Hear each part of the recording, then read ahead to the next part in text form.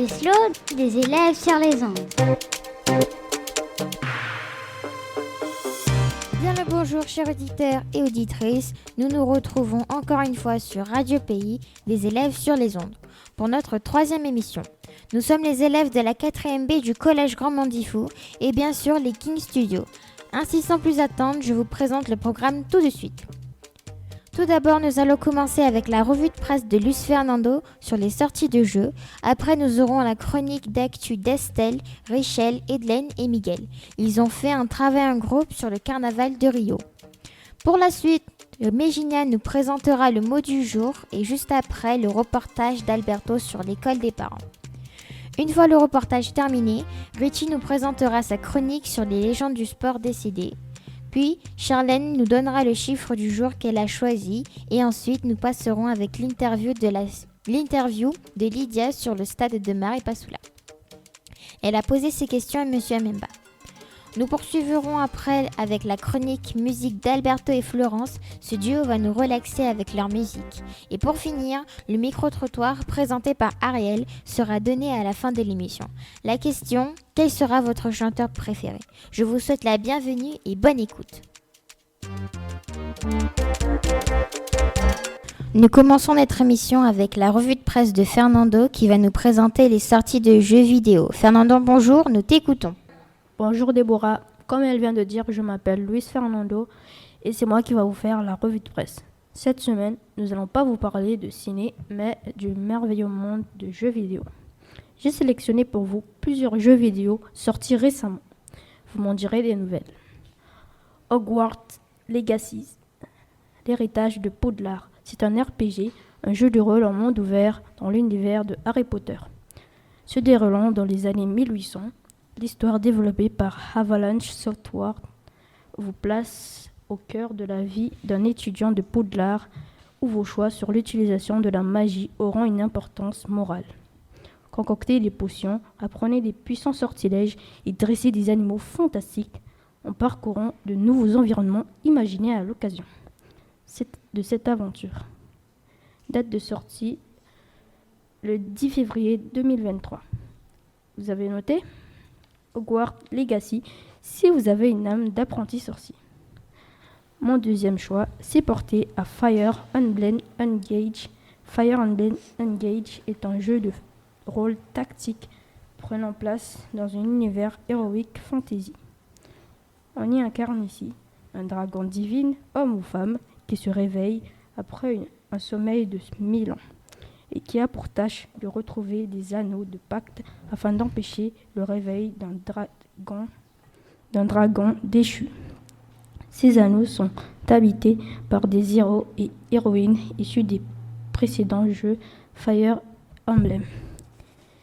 Il sera possible d'emprunter leur pouvoir en combat en fusionnant temporairement avec eux. Comme d'habitude, avec la série, le titre regorge de personnages jouables que l'on pourra recruter, avec lesquels on pourra développer des liens d'amitié. Alors, si vous aimez la baston et l'aventure, ce jeu est fait pour vous. Mon petit dernier s'appelle Like a Dragon Ishin. Like a Dragon Ishin est en réalité un remake de Yakuza Ishin, un jeu sorti en 2014 uniquement au Japon et qui était tiré de la série Yakuza qui se passe dans le Japon féodal. Le jeu introduit de nouveaux personnages, notamment des personnages historiques, tandis que l'on ne combat plus avec nos poings, mais avec un katana. Les autres armes. Ce remake est réalisé sur l'Unreal Engine 4 afin de rendre les visuels des personnages et des paysages plus actuels. Il est sorti en février de cette année, contrairement au jeu précédent qui ne se joue que sur Nintendo Switch. Celui-ci peut se jouer sur un PC ou PlayStation. Votre sabre est-il prêt? Vous n'aimez ni la magie, ni la baston, ni les combats au sabre. Le choix est beaucoup plus large. Je vous conseille de jeter un petit coup d'œil au site Actu Gaming. C'est sûr que vous trouverez votre bonheur. Merci Luis Fernando pour ces informations sur les sorties de jeux. Le carnaval de Rio a eu lieu du 17 au 22 février dernier. Miguel, Hélène et Richel ont souhaité nous en dire un peu plus sur cet événement symbole du Brésil. Plongeons avec Estelle dans cet événement au rythme de la samba. Vem Magalenha Rojão, traz a lenha pro fogão, vem fazer armação. Hoje é dia de sol, alegria de coió, é curtir o verão. Cette année était l'année du retour du carnaval de Rio. Il avait été annulé 2 ans de suite à cause du Covid-19 et il avait été déclaré en avril en 2021. Le carnaval dure environ 5 jours, mais les semaines de préparation qui le présentent plongent la ville dans une ambiance de fête. Mais comment fonctionne la semaine de carnaval à Rio ? La semaine de carnaval, des millions de personnes dansent, mangent, boivent joyeusement lors de fêtes bals masqués, bals costumés. Dans l'ensemble de la ville, à Rio de Janeiro, le carnaval de rue est très important. Traditionnellement, on retrouve des styles musicaux tels que la samba, la batucada, joués avec des percussions traditionnelles.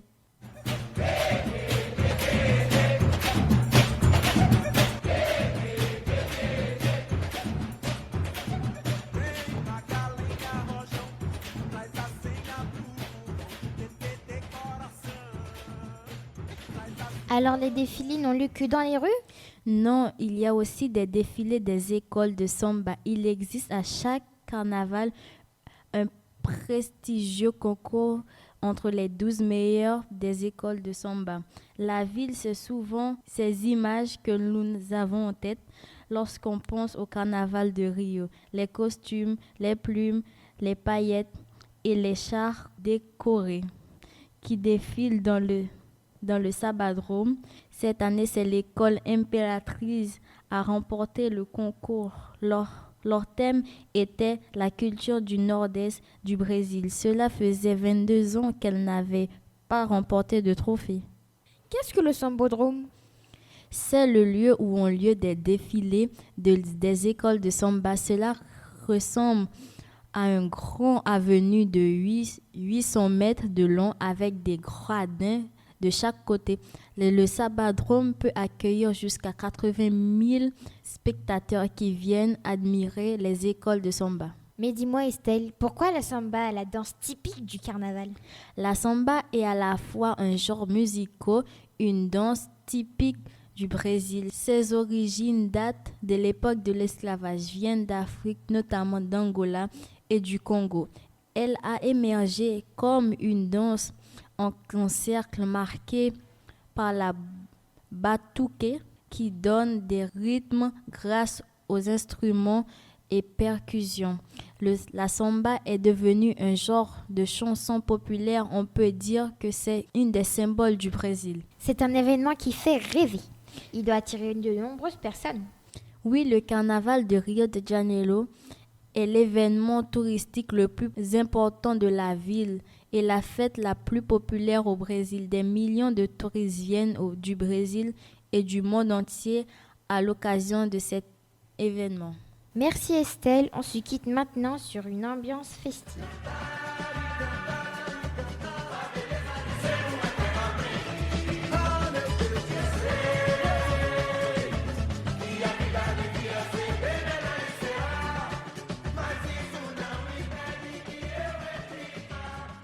Maintenant, Méginia, ici présente, va nous présenter de suite les mots du jour. Bonjour Méginia. Bonjour Déborah. Le mot du jour que j'ai choisi pour vous est avion. Vol commercial, bombardier, hydravion, jet privé. L'avion fait partie de notre quotidien. On le utilise pour transporter des marchandises à travers le monde pour l'armée, pour les vacances ou encore éteindre des incendies de forêt. Savez-vous que Léonard de Vinci a été une des premières à dessiner et réaliser des maquettes à partir de l'étude de oiseaux? Mais c'est Clément Ader qui a fabriqué et fait voler une des premières appareils Bon, d'accord, ils ne volent que 50 mètres et 20 centimètres du sol. Mais pour une début, c'est pas mal, non? Maintenant, il existe toutes les tailles. Celui qui envole entre Maripasoula et Cayenne a 19 places, mais prenez le A380 par exemple, il peut transporter jusqu'à 850 personnes. Je pourrais vous parler d'avion pendant longtemps encore, mais je vous laisse parce que, voyez-vous, j'ai un avion à prendre. Salut.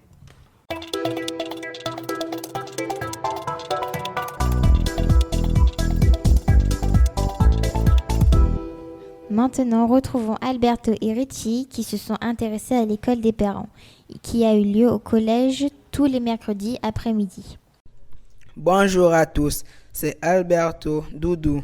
On est mercredi après-midi, je suis au collège de Maripasoula. Il y a des élèves qui vont à l'AS, l'association sportive. Il y en a d'autres qui vont à l'atelier musique. Il y a aussi les parents d'élèves qui viennent au collège pour apprendre à parler le français. Aujourd'hui, il y a un groupe qui travaille sur le carnaval dans le monde et un autre qui travaille sur le tâche quotidien. Cette fête, de quelle fête parle-t-on? Le carnaval. Ouais. Est-ce que cette fête existe dans votre pays d'origine? Oui, Oui, dans quel pays? Haïti. Ok. Et quand est-ce que ça a lieu? Du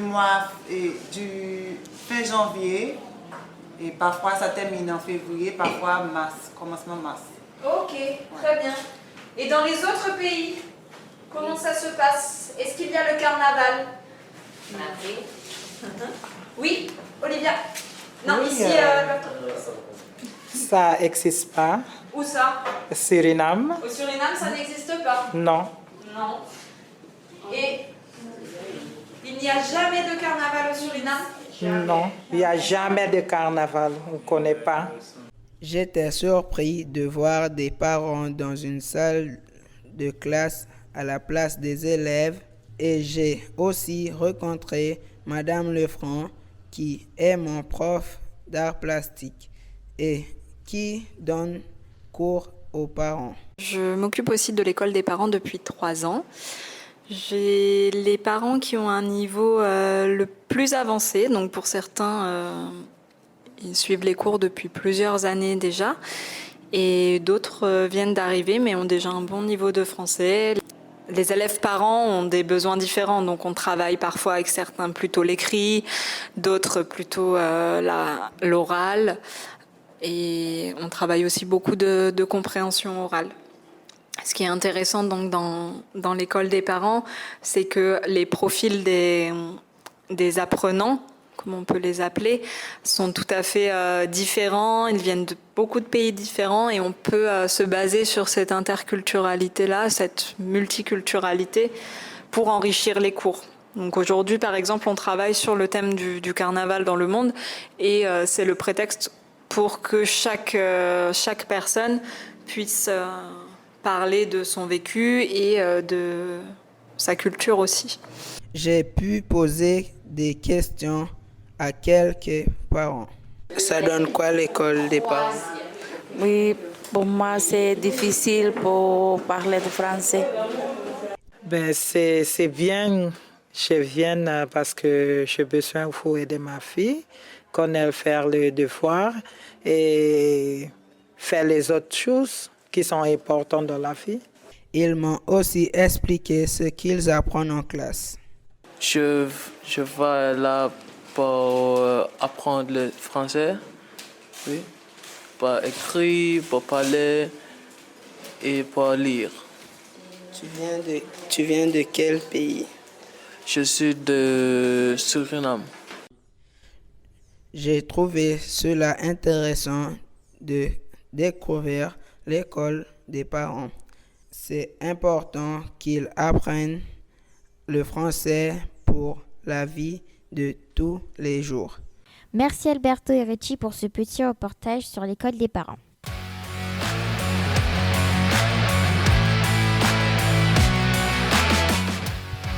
Voilà Richie qui nous présente notre première chronique sportive. Il va nous parler des légendes du sport décédées, mais que nous n'allons pas oublier. Bonjour Déborah et bonjour chers auditeurs. Comme elle vient de l'annoncer, c'est moi qui vous parlera des légendes qui nous ont quittés. Et vous présenterai le sport qui leur a hissé au rang de légende. Je commence par le foot avec Diego Armando Maradona. Né le 30 octobre 1960 à Lanús, province de Buenos Aires, en Argentine, et mort le 25 novembre 2020 à Thiers, province de Buenos Aires, est un footballeur international argentin devenu entraîneur durant sa carrière de joueur. Entre 1976 et 1997, il joue au poste de milieu offensif, sous le maillot numéro 10. Je sais que ce n'est pas long, mais on le connaît tous, non ? Oui, bien sûr, c'est le footballeur le plus connu. Eh oui, ça c'est vrai. Pour moi, c'est le meilleur. Et voilà des infos sur le Maradona. Maintenant, je passe à Edson Arantes do Nascimento, mais nous le connaissons sous le nom de Pelé. Né le 23 octobre 1940 à Trecoraes, Brésil, et mort le 29 décembre 2022 à Sao Paulo, est un footballeur international brésilien évoluant au poste d'attaquant et de meneur de jeu milieu des années 1950 jusqu'en 1777. Nous venons de vous informer sur le sujet du football et maintenant nous vous parlerons de basket. Et on va parler de l'un des meilleurs joueurs de basket, Kobe Bryant. Né le 23 août 1978 à Philadelphie, en Pennsylvanie, et mort le 26 janvier 2020 à Calabasas, en Californie, est un joueur américain de basketball. Il évolue dans la franchise NBA des Lakers de Los Angeles pendant 20 saisons, entre 1996 et 2016. Quintuple champion NBA, il est l'un des 7 joueurs à avoir inscrit plus de 30 000 points en sa carrière. Il est également double champion olympique avec l'équipe des États-Unis en 2008 et en 2012. Il est considéré comme l'un des meilleurs joueurs de basketball de tous les temps, sélectionné en 13e position lors de la draft 1996 de la NBA par Hornets de Charlotte. Alors qu'il était lycéen, il est immédiatement transféré aux Lakers à Los Angeles après plusieurs saisons d'apprentissage dans la NBA. Il forme avec Shaquille O'Neal l'un des duos les plus performants de l'histoire de la ligne américaine. Réalise un triplé historique avec 3 titres NBA consécutifs en 2000, 2001 et 2002. Et c'est fini pour la légende du basket.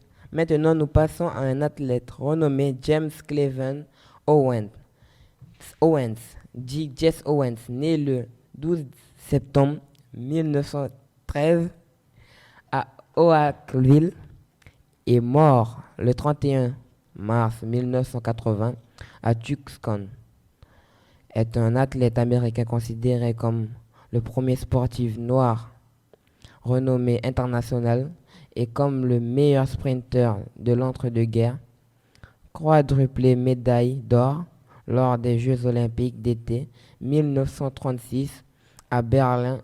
Il y a par ailleurs amélioré à plusieurs reprises les records du monde du 100 mètres, du 200 mètres et du saut en longueur, discipline dans laquelle sa performance du 8,13 mètres réalisé en 1935 restera inégalée durant plus d'un quart de siècle.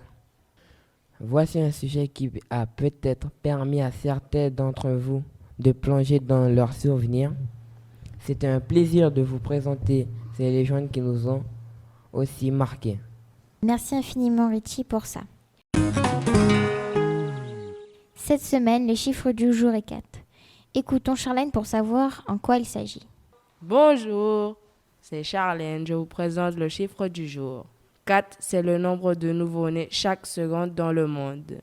En 2022, en Guyane, 7755 bébés sont nés, environ 100 naissances de moins qu'en 2021. En France, en 2022, 723 000 enfants sont nés. C'est le plus faible nombre de naissances depuis 1946, soit depuis 76 ans. L'indice de fécondité est le plus élevé en Guyane qu'en France. De manière générale, il est de 3,53 enfants par femme en Guyane, alors qu'il est de 1,8 enfants par femme en France. Merci Charlène pour ces informations. Nous passons maintenant à l'interview réalisée par Lydia. Elle a posé à Monsieur Miemba les questions que nous nous posons tous sur le stade de Maripasoula. Bonjour Monsieur Amiemba. Bonjour mademoiselle. Je vous invite sur Radio Pays pour discuter un peu du nouveau stade de Maripasoula. Monsieur Amiemba, vous êtes prof de SECPA au Collège Grand Mondifou, mais vous êtes aussi adjoint à la mairie chargée du sport. Voici les questions que je voulais vous poser. Combien d'argent a été nécessaire pour les construire? Alors tout d'abord, merci pour l'invitation. Donc il faut savoir, concernant ce projet, la réalisation du terrain de foot a coûté environ 3 millions d'euros. 173 000 euros pour la clôture, 235 000 euros pour l'éclairage et le terrain de foot synthétique, plus la piste d'athlétisme, environ 2 500 000 euros. Combien de temps est-ce que la construction a pris? Donc au niveau de la construction, ça a pris 2 ans, avec du retard lié au Covid, mais également au niveau de la saison sèche et la saison des pluies. Qui a eu l'idée de faire le stade? Donc c'est un projet initié par l'ancien maire M. Toby Bala et qui a été réalisé par le maire Serge Anelli. Il y a eu notamment des recherches de fonds afin de permettre la réalisation de ce projet. Qui a construit le stade? Donc il faut savoir comme quoi il y a plusieurs entreprises qui sont intervenues au niveau de ce stade. La première entreprise, c'est la société Bieb pour les études et le suivi du chantier. La deuxième, c'est STRG et TC Sport pour la partie terrain synthétique et piste d'athlétisme. La troisième, c'est Labo Sport pour le contrôle de conformité du gazon et des équipements. Et il y a eu GTLEC pour tout ce qui concerne la partie éclairage. Et pour finir, il y a eu Eiffage pour la clôture. Qui a demandé le stade? Donc tout d'abord, cela répond à un besoin et à l'évolution du nombre de pratiquants, mais également cela va permettre au club de Maripasoula, voire de Papachton, de recevoir lors des compétitions régionales comme pour la Coupe de Guyane et la Coupe de France. Est-ce qu'il y aura des gradins? Combien de places? Donc il faut savoir comme quoi il y aura une deuxième phase. Dans cette deuxième phase, il est prévu une tribune de 299 places avec des vestiaires et accès pour les PMR. Est-ce que le stade sera fermé autour? Oui, actuellement, il y a la société Eiffage qui est en train de travailler concernant la clôture du nouveau stade. Il est prévu également de mettre en place le règlement intérieur afin de limiter tout ce qui concerne l'accès à la population. Quand est-ce que le stade sera fini? Est-ce qu'il y aura des entraînements? Donc, concernant la première tranche, elle sera livrée fin août 2023. Bien entendu, il y a déjà un club de foot ici à Maripasoula avec son entraîneur. Et nous, ce qu'on espère, c'est qu'il y aura d'autres clubs qui vont être mis en place grâce à ce nouveau terrain pour qu'il y aura une plus large pratiquant du football ici à Maripasoula. Quel sport pourra-t-on y faire? Donc du football dans un premier temps. Et puis, une fois que la piste d'athlétisme sera réalisée, il y aura également de l'athlétisme également. Merci, Monsieur Amiemba, pour toutes ces informations. Nous attendons avec impatience le premier match de foot qui aura lieu sur le stade. Une dernière petite question. Avez-vous prévu d'inviter Mbappé?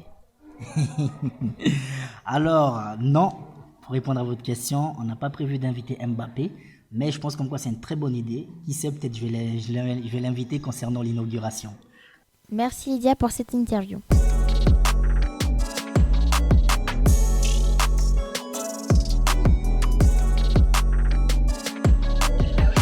Maintenant, on va laisser la parole à Alberto qui va nous présenter notre première chronique musique. Et je sais qu'au début c'est tout, tout, tout. Je sais qu'au début tu donnes tout, tout, tout. Et je sais qu'au début c'est tout, tout, tout. Et je sais qu'au début tu donnes tout, tout, tout. Mais l'atterrissage, sage, sage, guérissage, sage, sage, l'atterrissage. Bonjour à tous et à toutes. Je me présente Alberto Doudou. Aujourd'hui, pour la chronique, j'ai décidé de vous parler d'une artiste qui s'appelle Ronisia. Elle est née le 13 novembre 1999 à Taraf, au Cap-Vert. Quand elle a 1 an, sa famille s'installe au Grigny, en région parisienne. Elle est inscrite au collège Pablo Neruda et après les cours, Ronisia apprend la danse à l'espace jeunesse de sa vie. Elle a 23 ans aujourd'hui, mais elle chante depuis 2019. Depuis ses 20 ans, elle a déjà fait beaucoup de clips. Son premier morceau, c'est Plus de la peine. Ensuite, elle atteint les 50 000 de vues sur TikTok, qu'elle est remarquée par des producteurs. Cette jeune artiste a 18 chansons à son répertoire et déjà un album sorti l'année dernière. Moi, j'aime beaucoup les musiques de Ronisia parce qu'elle a une très belle voix et j'aime comment chante chanson depuis la première fois où j'ai entendu sa musique. Mais voilà la chanson que je préfère. J'attends pas, je l'émine. Bébé, non, faut que je me canalise si c'est toi. Je connais pas mes limites. Bébé, non, faut que je me canalise si c'est toi. J'attends pas, je l'émine. Bébé, non, faut que je me canalise si c'est toi. Je connais pas mes limites. Bébé, non, faut que je me canalise si c'est toi. Pour finir notre émission, Ariel a posé la question dans le collège. Quel est ton chanteur préféré? Bonjour, on fait une émission, on voudrait vous poser une question. Quel est votre chanteur préféré? Mon chanteur préféré est Michael Jackson. Gazo. Mon chanteur préféré est Enel Chopa. Niska. Ma chanson préférée, c'est les chansons d'Anna Nakamura. Kobalade. Quel est votre chanteur préféré? Bouguet. Post Smoke. Tupac. Mon chanteur préféré, c'est Kodak Black. Dadju. Mon chanteur préféré, c'est Dadju. Quel est votre chanteur préféré? Dadju. À ce que je vois, il y a beaucoup de gens qui aiment bien Dadju. Mesdames et messieurs, c'est la fin de notre émission. Merci de nous avoir écoutés jusqu'au bout. Ceci dit, nous nous retrouverons le 3 mai pour notre 4e émission avec de nouveaux sujets et plein d'autres choses encore. Merci infiniment de suivre et soutenir Radio Pays, Deslo des élèves sur les ondes. Sur ce, je vous dis au revoir et à la prochaine.